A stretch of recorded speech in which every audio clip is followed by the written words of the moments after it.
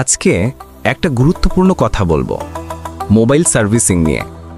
অনেকেই ভাবে ভাই আমি মোবাইল সার্ভিসিং শিখব তারপর লাখ টাকা কামাবো, কিন্তু আসল সত্যিটা হলো হ্যাঁ আপনি অবশ্যই পারবেন লাখ টাকা কামাতে, তবে তার আগে আপনাকে দিতে হবে ধৈর্য, পরিশ্রম আর সময়। দেখেন, এই কাজটা এমন না যে আজ শিখলেন কালই টাকা আসবে। এই ফিল্ডে টিকে থাকতে হলে আগে আপনাকে নিজেকে তৈরি করতে হবে। আপনাকে শেখার প্রতি আগ্রহী হতে হবে, প্রতিদিন প্র্যাকটিস করতে হবে।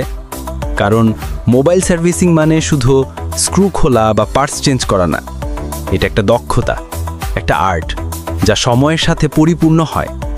শুরুর দিকে হয়তো আপনি খুব অল্প ইনকাম করবেন, কখনো হয়তো লসও হবে, ভুলও হবে, কিন্তু এই ভুলগুলোই একদিন আপনাকে এক্সপার্ট বানাবে।